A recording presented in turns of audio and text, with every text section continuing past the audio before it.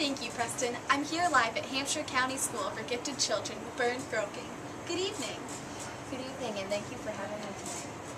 With a previous student of yours, Temple Grandin, who could unfortunately not be here tonight, releasing her new novel, Animals in Translation, viewers have been sending in questions that we hope you can answer for us. A popular one is why you have horses at your school to help the children opposed to others.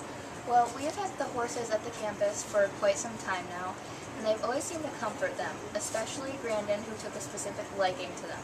We believe this comforts our students for a few different reasons. First of all, horses require a lot of responsibility, which helps relieve stress on the students, because they are focusing their minds on something other than what is bothering them. Also, based on research, it has been found that horses mirror moods. This can be helpful because when a pupil is sad, the horse feels these same emotions, which makes the kid not feel as alone and confused. Wow, it's a great thing that you can be helping so many kids who struggle with mental diseases.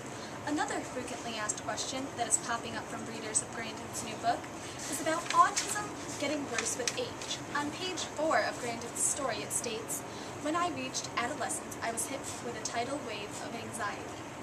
Through your experiences with autistic students of all different ages, have you noticed an increase or decrease in the child's autistic behaviors? Well, throughout my journey with all these different children, I have gotten to experience many different cases of many different strains of anxiety and other social problems. Unfortunately, it has been my discovery that in almost all cases, autism increases in intensity with age. I have had to watch countless children just get worse and worse, and that's our goal at my school, to try and ease the stress or anxiety that these kids experience, but unfortunately you can't always. I can imagine the difficulties it must create to have to watch kids get worse when your goal is to actually help them get better. I have been informed that after the release of Temple Grandin's book, you have had several meetings with her, so I would like to ask you some questions about her experiences and discoveries discussed in her novel. She discusses an experiment done on page 14. Mr. Ross put the garbage on the floor himself. He was supposed to bring the dog into the kitchen and see what the dog did. It turned out Jason did what he always did when the garbage was on the floor.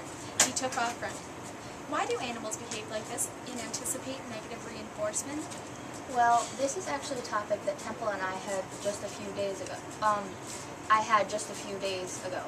It is my understanding that animals behave like this due to anthropomorphizing, which is treating animals like humans.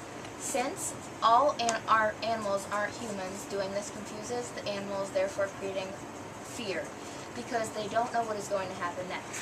In that particular case, the owner had previously yelled at the dog for putting the garbage on the floor. However, dogs don't speak English. The dog knew he was getting in trouble based on the tone of his master's voice, but had no idea what he did wrong. He associated the garbage with the unpleasant situation, so now the dog had a fear of it because all he got out of the situation is garbage equals yelling. It's miraculous to look at life from an animal's point of view. Speaking of anthropomorphizing, that leads us to our final question that our viewers have been asking. Why do people anthropomorphize their animals? This is an interesting topic because the majority of people don't even know that they are anthropomorphizing when they do it, although it's the biggest mistake you can make when raising your animals.